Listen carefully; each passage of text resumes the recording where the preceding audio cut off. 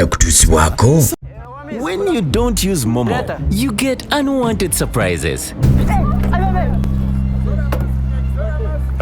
Save yourself from unwanted surprises. Use the Momo app or dial *165*3# to pay and enjoy zero charges below 5k. That's the power of Momo.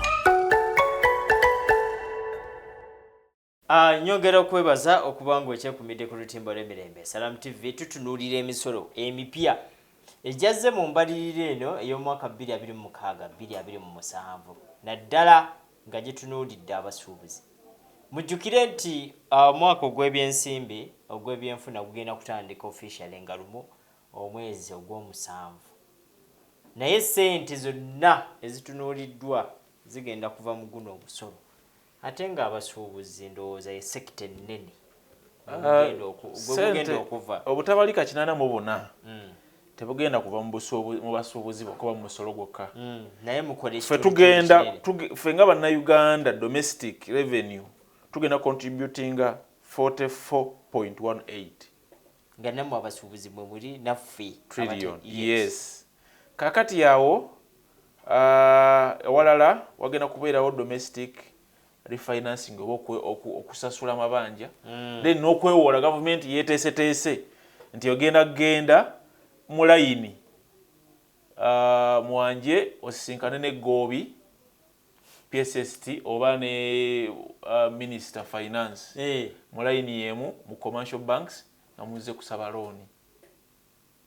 Kitegeeza kyekyo nti competitiveness yaffe egenda kukka nti mwanje teri bank esobola kumpa nga tenaba kuwola oli ate akulaze nti wano ye agenda kwetaaga okwewolawo trillions 11 ne billioni 907 kumpize trillions 10 na meka 12 agenda kuzeewola wano. Era wazaagala okuzeewola kyokka naawe mwanje kakati nange akola business eyali badde ampolereza yoono okugamba nti bannaffe abantu abo mbaggyeko amagoba matono tosobola kufuna looni wano Uganda ng'ekka wansi wa 18%. Zirimu 18% to 24% basing on the bank and the volumes of money that you're borrowing. Kitegeeza ki ekyo eri omusuubuzi n'ebyenfuna. Tetuli mu katale ke tuvuganyizaamu ne bannaffe Abachina ng'ajja wano eno ng'ewe babawoze because bo banka zeewabwe zisobola n'okumuwola ku 2% per annum. 2%. Kale gwe n'obeera ng'ogambye nti kale bakuwolera ku 10 tosobola kubanga ocompetinga naye effectively. Kitegeeza ki nti the cost of doing business is going to go high. Kyobola bannaffe mbagambye nga tutandika nti munywe ku mazzi confusion gye tulimu kamunguluzi asobola okukuba omuntu wansi ne bakubika. Kitegedde naye nga kamunguluzi yakubye kugambye agaye mu external projects support agenda kujjayo obutabalika 11 ne billioni 2.7. Ezo ze sente zisuubirwa okwewola wabweru w'eggwanga ze bagenda okwewolayo. Okitegedde bulungi. Kati amafuta awa petroleum revenue eri 1.44 trillion zigenda kuva mu mafuta. Yes. Budget support grants 1.22 trillion. Local government revenue obuwumbi 339. Kawulira akagamba ako. Kitegeeza nti omusolo ogusingira ddala okubeera omunene gw'ogamba nti local government revenue bagenda kufuna obuwumbi 339. Bagenda kugujja mu mwanje. Ensimbi ezeetaagisa zonna zigenda kuva mu mwanje buno obuwumbi obutabalika 44.18. Kkiriza gaana olwaki gwe balaba era buli kimu kyonna ekiddako bakiteeka ku ggwe. Tosobola kugamba nti out of the so many sectors eziri mu ggwanga lino okitegedde bulungi. Government zali badega nti kati kuwideninga weje tujja omusolo katugende nga tuspreadinga ekisero twongereyo kulaba butebe tugaziya gye tujja concentrate nze kukulaba ng'efiira ku sectors zimu na zimu zonna kirabika ezitunuulira. Wemba nga nina farm nga nina kente 10 nga buli nte zitowa million 2 mbanzi towa bugagga bwenkana ki lwaki mbasiwa musolo nga ntunze ente 10 million 2 nenfuna million 2 lwaki siwako musolo. twagala kutegeera calculator bakama baffe ze bakozesa mu kubala ebintu bino. Kyotegeeza abenti. Gavumenti ya Uganda tebagibwa mboze no bulungi. Gavumenti ya Uganda mu kuimplementinga National Development Plan 4 yetulimu essaawa zino eri focused ku bulamu obulungi abantu okukola emirimu egirina meaningful value and ejuwa kugamba creating emirimu n'ebifaanaganako bwe bityo. Eyina kye bayita 10 folds growth strategy. 10 folds growth strategy okukuza GDP okujja ku buwumbi bwa $5 tuweze obuwumbi 5. Kakali banafa aba bagezigezi abasoma balina kye bayita ATMS. ATMS kitegeeza nti bakwata ministries oba sectors boze balaba nti zezikola ki zezigenda okutuyambako okufacilitatinga speed yeyo by 2040 tuberenga tuzitowa obuwumbi bimeka 5 economy yaffe. Ne bagamba bagenda kusooka na agriculture, that is agriculture production. Ne bagamba tourism kiri kimu ku sectors ze bagenda okulaba nga baziboostinga. Then minerals nayo zibeere nayo badde okimanyi nti sometimes batulankinga mu nsi ezisinza exportinga gold naye ate gold yatavaako musolo. Kakati simanyi ebyebugaga ebyomu ttaka bataddeyo ministry number Mchala Musenero tubadde naye mu science technology and innovation abatakoze bubi. Gavumenti ku luno mweno budget yataddemu ebintu nga bina byegenda okutunuulira. Byegenda okutunuulira. Public health support byegenda okutunuulira okusinga priorities ezisupportinga an agenda, because government beera na agenda eyokukuza economy okugitwala mu eyo gundi kati wabeerawo sectors oba departments zo zegamba nti kati wano wenchwa priority wemba ne security infrastructure okitegedde enguudo amakubo go baga kubyeka ekifuba era nga kubimu kubinkeresezo okutuukako waneeno road maintenances ti wamu osanga bagadde wano osanga bagize bati so nga awo bawaddewo credit bagezeza bakukozeseza bulungi omusolo mu gukozesa naye n'enguzi eyitiridde mu kugaba contracts zino kwa nabyo osanga ne bikwewuunyisa. Nze kenyini ndi contractor ndi muzimbi na company ezimba mbadde ne seed schools naye tuzimba side ze Kyegegwa Kyenjojo n'Ekitagwenda. The distance the time you spend between Mityana and Mubende akabanga wekali awo oluguudo balufuukuula yes, contractor yamala olufuukuula na openinga kinene nnyo na guno oguliko talukola. Kitegeeza ki nti business zonna zonna ezaali ku luguudo olwo ezisinga kati nfu. Kitegedde lujjudde ebinnya lujjudde buli kimu naye ate bakulaga nti yakatwala almost 195 billions. Okitegeedde zikola ki tezina kye zikoze. Okitegeera kakati gavumenti yaffe eveeyo nnyo ku ba engineers one abaali badde nga ba supervisors ba contracts ezo kitegedde bulungi ne ba contractors bennyini contracts zino zidesigningibwa zitya. You know, is it a lump sum contract? Is it an ad measure contract? Webeera nga gundi zeerimu wabeerewo obukiiko obulala obw'enjawulo obuba bufollowing nga tuleme kimu kukikwasa gye n'omuhoozi Kayine Lugaba nti ate kakati yagenda okusupervisinga n'enguudo.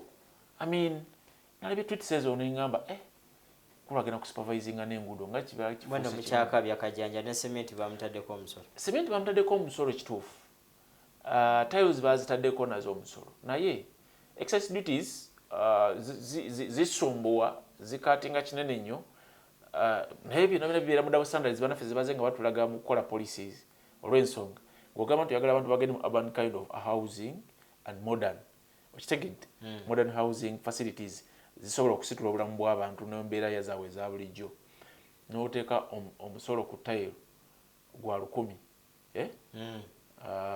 already baddeko 10 kati ziba tezifuuse nga 12. Kitegeeza nti square meter ezibeera mu box weziba nga zibadde zibeeramu tugabe square meters 5 per box kati box eyongeddemu 15,000 ku factory tuli wamu wenaagenda okutuukira ku distributor oba tugambe wa goodwill nga gufuuse muda mutwalo mutwalo mulamba ogunaatuukire wa wholesale wa hardware kuli okumpi ku kyalo nga gufuuse gumu kitundu okitegedde bulungi wabeerawo mu bitundu nga byo byewalako nga tewalwajja okujja ku ono naye akole ki ayongereyo kati osobola okusanga waliwo tayiro gwejja otutuukako ku mitwalo ebiri n'ekitundu excess of what has been on ground. That is automatically deterring oba ogenda kulemesa abantu okutambulira mu ekyo gwe kiwagamba nti kigendererwa ekyokuteekawo oba embeera ezo ez'enkulaakulana. Mwanje tukitegedde bulungi nti Uganda egenda kwewola mweyembalirira emisolo wakati mu gyereese weegiri nammwe mugenda kwewola osuubira omusuubuzi ono twesanze mu mbeera ey'okusoomoozebwa nti omukulu ali mu kusima kinnya azibe ekinnya waliwo esanzeko ng'olina okusima wano ekinnya oggyemu ettaka ate obeeko ekinnya ky'oziba ng'okimanyi nti ku budget gye tulina eya trillions 84 40% yaayo ate egenda kusasula interest si mabanja gennyini wabula interest ku loans eddala ze twali edda nga mabanja tegaliiko tukize wano mu bizinesi zaffe obeera ogenda kikola otya gwe ekituufu omusolo gukuyitiriddeko naye ate weetaaga okwewola naye ate oyinayo n'ebbanja eddala ebakuwa lyotannaba kusasula. Gavumenti yaffe one erina challenge IGG Inspector General yava n'agamba nti sente ezibbibwa mu buli financial year ziwera trillions 10. Yes. Kati ezo sente ziba nkumu nnyo okubanga zibbibwa bubbibwa ate nga ne information weeri eragira ddala ndi zikoze eki zibbiddwa senga bannaffe abategeera eggwanga lino oba abaliddukanya bavaayo ne strict measures ku buli bw'enguzi n'okubba ensimbi w'omusolo eggwanga lino lyaliteredde nnyo kubanga kitegeeza nti sente kumpi ezitubanjibwa zonna zenzibe kitegedde bulungi abaaliwo myaka emikadde eyo batugamba nti twasonyibwako ku mabanja tubeera nga tetulinayo bbanja nalimu nga tuli zero naye tulwankuzibwa amabanja eggwanga lyewoze nerituuka ku level nga kumpi buli munnauganda kati obanjibwa miliyoni 1.5 ne gw'otannazaala nga kwali eya Uganda shillings. Era nammwe ke kaseera ndowooza era muli mu kkoweera erimu abantu ennaku zino okwawukanako ne bannaffe abalala nze ng'omu Allah akyansaasidde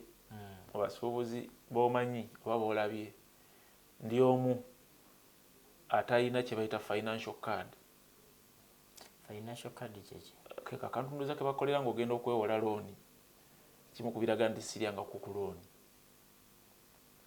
nsaba Allah azintweke wala ozigaba sizigaba era sizirya tozisemberere Allah kyampadde obusobozi nti nsobola okugwesa emaali nziyewawo malo nekugamba mpaayo piisi bweziti ngende nkole nkuddiza sente so sinaba kufuna mbeera nnyo entwala mu abo bannaffe abatulaba abasuubuzi baba magezi ki omusolo mungi balina looni zibatuulidde before you take a loan biki nze siriwa financial ombudsman naye kankole omulimu ogwo anti gwe mwogezi wa kasente ndi mwogezi wa kasente ebyo byonna muyina obbibawo nga tonnaba kulya looni sooka ogende ku mikutu egya UBOS kozi ebya ne statistics ezikutambuliza emirimu gyonna kumpi egy'eggwanga lino weebuuze bizinesi gy'ogenda okuinvestingamu ssente ezo eza looni return ku investment yo yaazo eri ki ogenda kulya looni nga ya 24% naye nga return ku investment ya bizinesi eyo nyini eri 15%. Okitegeera bulungi kaakati kitegeeza nti nez'obadde olina zigenda olw'ensonga margin eya interest eri ku looni tekwatagana na interest ate eri mu byosuubula aba business returns zo oba tosobola kukola ki ku breaking even ng'oddira oni efaanaganako bw'etyo. So now bannaffe abasinga be bavudde kugwe nnyo olwaki nti buli w'osituka n'ogamba ngenze kwewola nga z'ogenza okwewola kumpi zenkanira ddala ne z'oyina mu sitooko. Ennyumba gye bakubirako ebifaananyi ebejja kgenda. Omuntu ayali badde yeewola nze n'alirowoozezza nti woba olina akawumbi ekinene ennyo weewola miliyoni 100. Mwendowooza okusinza ku rates abantu bawano kwe bawolera. Naye osanga omuntu ng'ate akozesa miliyoni 2 ate ng'ayagala bamuwola 10. Oga sajja ono omutwe akozesa obukadde 2 ate ng'ayagala bamuwola 10 kubanga alina ettaka lye kuba asobola okukola ki okumukubira ebifaananyi. Kati mugenda okuva mu studio kubyoza nga ettaka bawandiiseeko bank property for sale. So twegendereze nnyo loans ze tulya, ebyenfuna bigenda kalubamu naddala financial year etandika. URA yatuwadde ekigambo kyayo nti next financial okutandika nga lumu IFRS ejja ne full force. Nga newankubadde bakoze adjustment mu threshold ya VAT collection owa VAT agent wa government kati saazi olina okuba nga olina ettunzi lya millions 300 buli mwaka turnover emitwalo nga 68 ku 7 buli lunaku nga zotunda sales zo mu dduuka li. Kati omuntu asobola okutunda emitwalo 7 ne oba otunda juice you automatically qualify to be a VAT agent. Naye ate IFRS eyo yavuddeyo okitegedde. Kati n'oba nga toli mu threshold yeeyo naye ng'oli mu business ogenda kubanga ogenda ku IFRS butereevu. IFRS yagenze okudda nga abasuubuzi bano bagitegedde. Abasuubuzi tebagitegedde era tebagitegeera ng'olw'ensonga URA erabika yayagala esomese bantu na muliro mukono gwa kyuma. Olwaki okusookerera nga bagi rolling out yajja n'ebintu bingi ebyali binyigiriza nti mwanje nakolanga mistake mu lisiiti ey'emitwalo 2 ate bo ne bankuba gundi ya miliyoni 6 engasi nenkola ensobi 2 mu wiiki emu nembeera nga ekitongole kimmanja miliyoni 12 omwezi nga gugenda okuggwako ng'ekitongole kikubanja miliyoni 600. Kakati 600 olwo ne batakoma okwo nga baataakinga accounts z'abantu kitegedde ne bateekako demand notice banks nga wozimanyi zicomplying butereevu nnyo okugira nga account y'omu freezing. That's where the outcry came from. Abantu ne bagamba URA amanyi ge yali erese nga gakibbi gaali ga kitemu.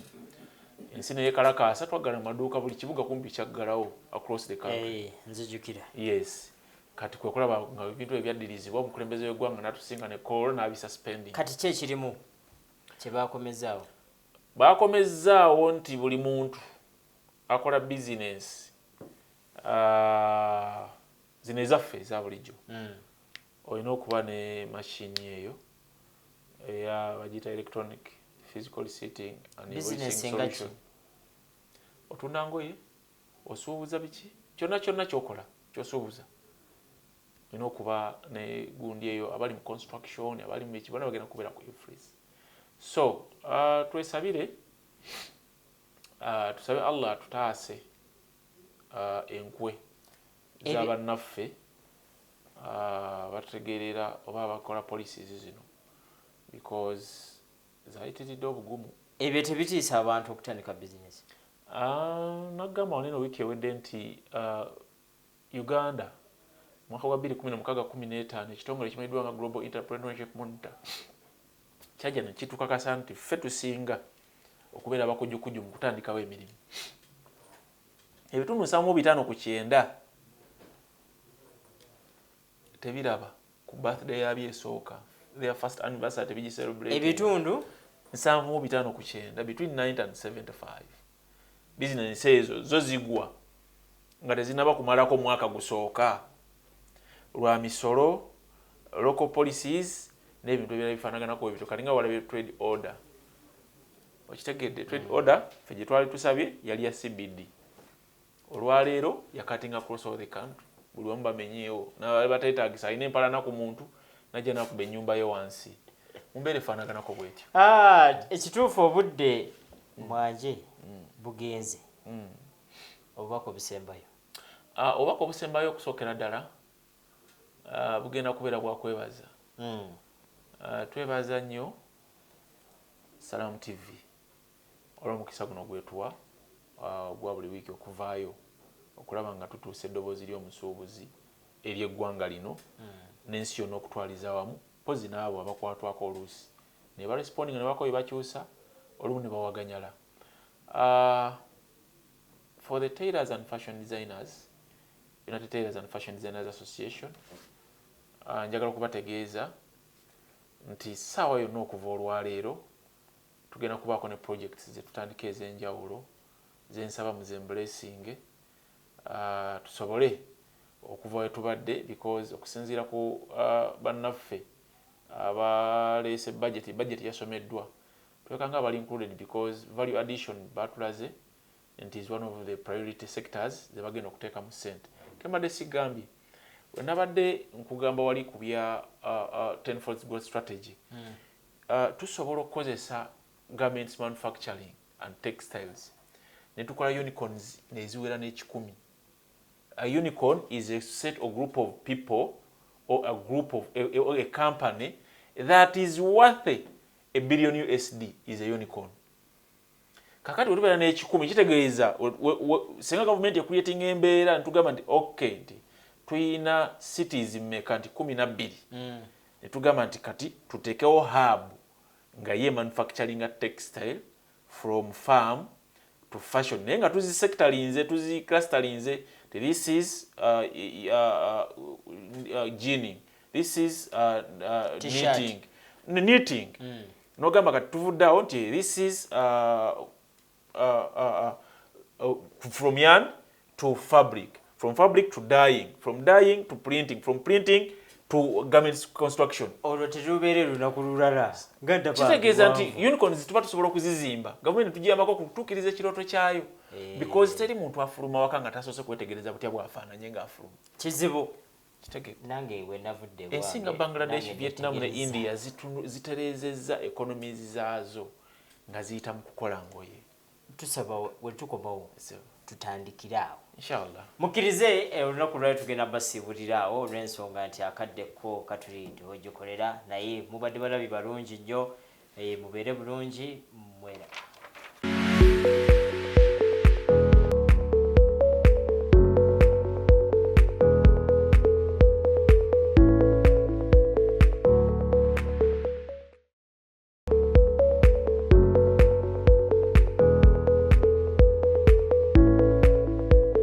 Ebadde kutuusibwako. When you don't use Momo, you get unwanted surprises. Save yourself from unwanted surprises. Use the Momo app or dial *165*3# to pay and enjoy zero charges below 5K. That's the power of Momo.